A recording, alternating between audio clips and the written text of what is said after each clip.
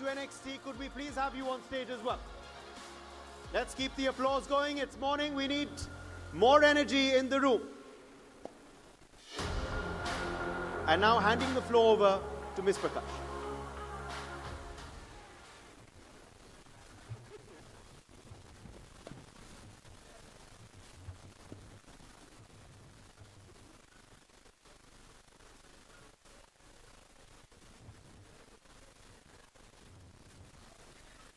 Good morning, everybody. It's great to have a morning session. I'm a morning person. I don't know about Me too. You too? Okay, great.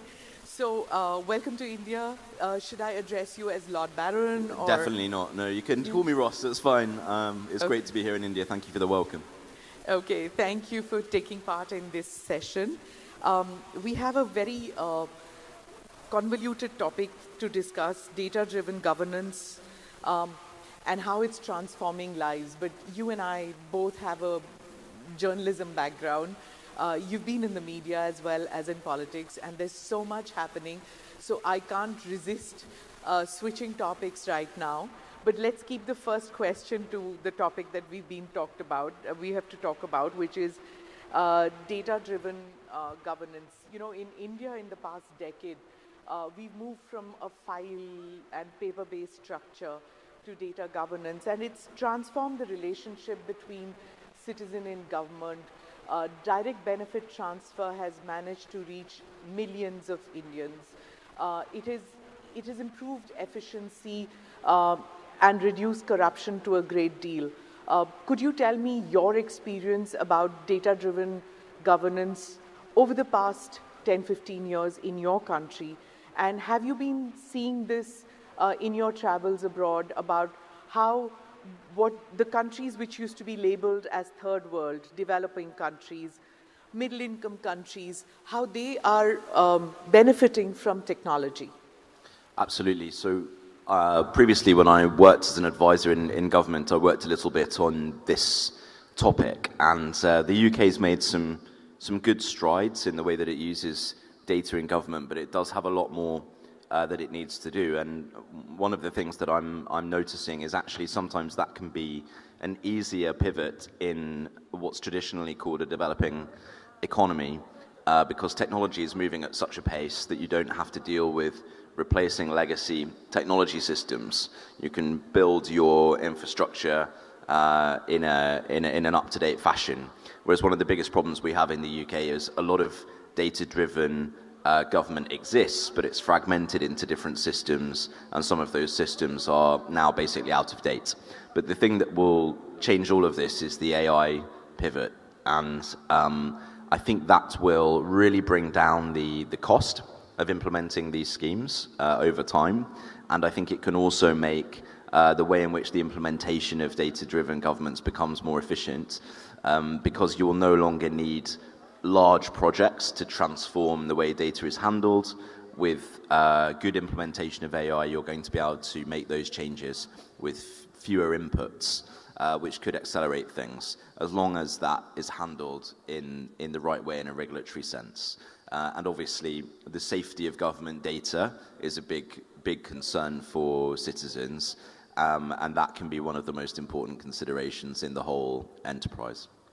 Since you have experience in the foreign policy and security spheres, I think you're a perfect speaker for a discussion on what's happening in West Asia. Britain's position often seems identical to Washington, D.C.'s position. Is the UK still exercising independent strategic judgment? And we in India, are a little confused when we watch Britain, and we wonder about this special relationship that Britain has with Washington, D.C. And we expect Britain by now to kind of break away in some way and not toe the line of Washington, D.C. for everything. But I just wonder, has Britain signed up for everything that D.C. does in West Asia currently? Well, definitely not in this case, because the Prime Minister in the UK made the decision not to join the initial wave of airstrikes in Iran. So it was an interesting divergence between UK and US policy, although the position subsequently developed, whereas the UK is now involved defensively in the broader operation. But it's drawn a red line when it comes to being involved in what it calls offensive activity in Iran. That's the position of the current UK government.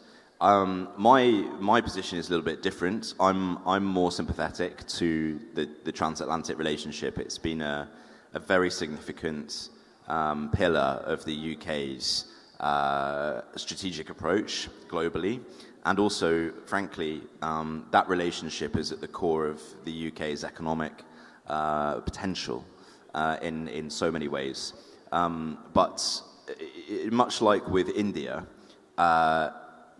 individual policies can change, and individual politicians in their electoral cycles, they come and go. But what really matters is the commonality between the peoples. And I feel like with India, the UK has a similar degree of affection, of common shared interest as it does with Americans and with lots of other countries around the world. So I think that's the right position for the UK to be dealing with everybody. True, we saw that commonality for decades together. But the Munich Security Conference last year and this year, there seems to be a rupture in this. The pond seems to have become wider. So what is it that has happened to cause this? And could the UK have played the role of a bridge between Europe and America? Did Europe expect Britain to play that role? And do you feel that somewhere the rupture has been so great that Europe now is going to think of arming itself in a different manner? It's a security paradigm has made such a great shift in the past year and a half. So if you could just explain to me where Britain stands and what do you see the future between UK, Europe and the US on the other side? I think you put it really well when you said that one of the things that the UK can do is be a bridge between Europe and the US. And I actually think that that's a role that the UK should be doubling down on. I think it's a good role for the UK to play in the world because the UK is in so many ways a point of partnership between the US economy, the European economies. It's a point of it's a kind of crossover between Europe and the US. So I think that's a good role for the UK. And my general view is, it's not actually that common, I think, in previous decades. But my personal view is that the UK should be doing more generally around the world. I'm not a UK declinist. I'm a UK accelerationist to an extent. I want things to revolve around the UK's national interest. And I think it's in the UK's national interest to be leading those discussions on the world stage rather than taking a back seat. And by the way, I think that's also very good for India because the UK and India are close partners. And we had a very successful free trade agreement that we just signed between our two countries last year. And there's £4.8 billion worth of benefit to the UK economy from that deal. We saw tariffs really come down between India and the UK, which is a great result. And it's not just about the economic relationship, but the UK and India have so much in common. We have, to a great degree, a shared language. We have, to a great degree, a shared vision. And we have leaders who I think feel a real affinity with one another. And it was one of the wonderful things to see Prime Minister Modi saying that when the UK and India signed their trade deal, it was basically like having a very good cricket batting average, and we have that in common as well. So there's so much to do between the UK and India in the months and years ahead. That's true. I think the trade deals that India has signed with many countries, including yours, and with Australia, with EU and the others, it's been fantastic. But I think what gave it energy were the tariff regimes which were imposed on many of us, unfairly so, but it was imposed on us and we had to find new markets, as you're aware. And though we have traditional relationships with many of the countries, like for the EU deal, it took almost 2 decades to fructify. It wasn't working out, but now there was new energy from the EU side, from us. There was new energy from the UK and from us. There was more energy from Australia and us. So it all happened because there was negative energy which propelled a positive reaction to happen. That having been said, many of us who, again, middle-income countries and a large portion of the global south feel that unfair tactics are used, unfair, it's selective in the way international laws are applied to countries such as ours. I'm again going to come back to what happened in West Asia when it comes to, say, the torpedoing of the Iranian boat, when it comes to what happened with the school in Iran, or what's happening at the Russia-Ukraine war. These are selectively applied to us. You're not seeing the kind of condemnation which is expected from Western nations when they talk about rule of law. Has that rule of law, that term, become redundant? I don't think it's become redundant, but it's an interesting point that you make, that the concept of international law as a whole is under pressure. And actually, that's felt in the UK, because it's often cited as one of the reasons why the UK internally cannot make certain domestic policy decisions, for example, on immigration policy, that it wants to make. So I think the UK is also, in its own way, grappling with its understanding and the application of international law, to put it modestly. That said, there's no doubt that the Russian invasion of Ukraine was an illegal invasion. There's no doubt that the US says that it has its basis for what it's doing in Iran. I think there's a role for the UK in all of this, which is to be one of the chief mediators between these polarized ambitions around the world. And that's really a positive role that I see for the UK, but obviously it requires quite a lot of leadership, and it requires the boldness to step on to the international stage and to take that role. But I think there's a generational shift coming in politics in the UK. I happen to be one of the younger ones. There are many of my colleagues who are coming through into political leadership in the UK now, and they have quite a different view from the past 20 years of the UK's role. They believe that the UK should be doing more to take leadership on all of these key issues, rather than sitting back. And so, for example, you make the point about the US-UK relationship. In my view, the UK should have been a preeminent negotiator with the US on some of these questions. And it should have used its proximity and its influence with the United States to understand what US policy is, and to try to mediate that around the world. And I think it's done that to some extent, but it's in the UK's national interest, in my view, to be at the forefront when it comes to all of these trends, because, as you rightly say, the world's changing very rapidly, and there are new trends forthcoming, whether in technology or geopolitics, and I think the UK has a lot to offer there. You spoke about the immigration policy. Almost every country, not just in the Western Hemisphere, even in our country, we're dealing with this issue. We talk about infiltrators, politicians pick it up. It's a very polarizing topic politically. It also is something that citizens are uncomfortable discussing, even at homes or in public spaces. But it's something that makes everybody worried, especially with AI coming in, taking up jobs, the whole idea that foreigners will take up your jobs, or outsiders will take up your jobs, take up your homes. We can't get rentals. These kind of issues will keep happening. How do you, as a young politician, see Britain shaping that?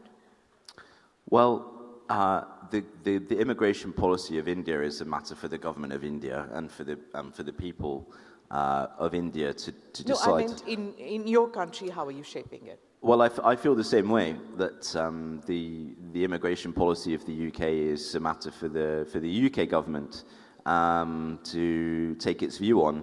I think the issue in the UK has been that there is an anxiety, an understandable and I think in many ways justified anxiety about some forms of immigration that hasn't been properly reflected in policy by the politicians. And there's been a bit of a disconnect between the decision makers and feeling in the wider voter base, the wider electorate, the people of the UK. And I think that gap is going to close, basically, in very short order. And I think that could be very beneficial for the UK because, as you rightly say, if immigration is a top-tier concern, it can actually be very difficult to get lots of other things done. So you don't really, if you don't have a secure border, if you don't have a clear immigration policy and you've really thought through as a state what you want and what you don't want from immigration, whether it's economic or otherwise, then it can be very difficult to draw your attention to all the other issues that need solving, because it tends to dominate the political debates, understandably, and it can become a lens through which every other policy is viewed. So I think the quicker the UK resolves what its medium to long-term immigration policy will be in general, the better. The one thing that the UK has struggled with is a continual problem with border security and with the problem of illegal immigration, which is actually a separate question in some ways to its appetite for legal migration. And it's at the top of the agenda, there's no doubt. It's interesting that you say it's also at the top of the agenda in India. I think that's something I hear increasingly when I'm traveling. I don't think it's something that's particular to so-called Western democracies. I think it's an issue now that's actually affecting a lot of states. Yes, every country is dealing with it now. One question which I want to ask you, which I think you'll have to wear all your three hats, foreign policy, politician, as well as media. And we're talking still about immigration and stuff like that. India's long grappled with this issue that, under the garb is something which is a very sharp comment, but you have these protection of media laws, and under that umbrella, there are some people who do these protests in your country who are seen in India as secessionists and who are promoting secessionism in India. And those protests are quasi-violent. There are people who have attacked the Indian High Commission, burnt the Indian flag, but then it comes under this free speech umbrella in your country. It does harm, at least on the street. Indians do not like the idea, and there's an aggression that Indians have regarding Britain, and it's only because of some elements like this. Is there no way that this can be stemmed in some manner? I'm certainly familiar with the issue that you're raising. It's something that, again, the domestic internal politics of India are, as an outside observer, like any country in the world, including the UK, they can be complex, and there can be issues in that domestic political picture. I'm afraid my view is that they shouldn't be played out in the streets of the UK. That's my view.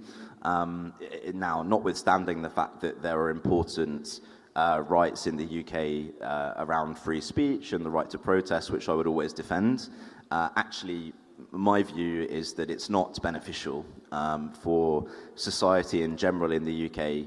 And I think this is also something that a lot of younger people are thinking, frankly, for the domestic politics of any country in the world to be played out, for example, in London. I'm sorry, but that's just not what we should be doing anymore. It's not going to be the stage on which every single internecine political issue around the world, of which there are many thousands in every country. London can't be the stage for all of that, I'm afraid. So I think we're going to draw a line on that one soon. There have been some attempts to make sure that those factional issues are not affecting, the kind of everyday peace and stability of the experience in the UK. But it's one of the things I think is very important. That said, it's not for me to take a particular view on any of those issues, because actually I'm a believer that those issues are for Indians to determine. They're not for the British to determine.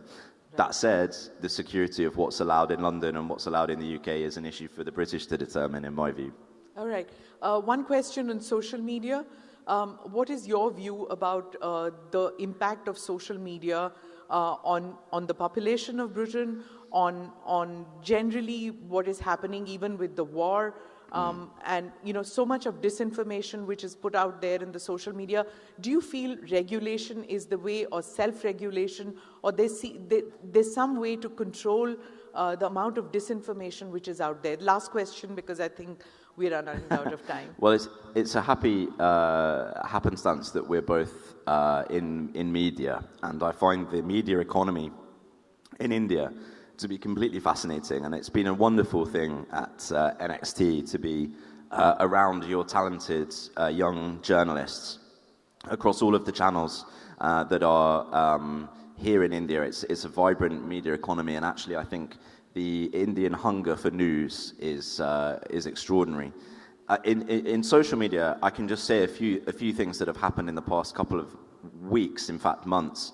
For the first time recently, the number of monthly views or monthly audience for YouTube in the UK exceeded the monthly audience of the BBC as a whole. That's a very big shift for media consumers in the UK. It's now the case that I think 50% or so of the videos that go viral in the UK on YouTube, they look like they have a traditional TV format. So it's almost as if the traditional forum or the traditional setting of a TV news channel is now transposed onto YouTube, and the distribution mechanism has completely changed. And I think that's a technological shift that probably won't reverse. Do you see an anti-India sentiment in social media or traditional media increasing in Britain, or do you see it balanced? It's not something I'm happy to say that I've noticed in particular.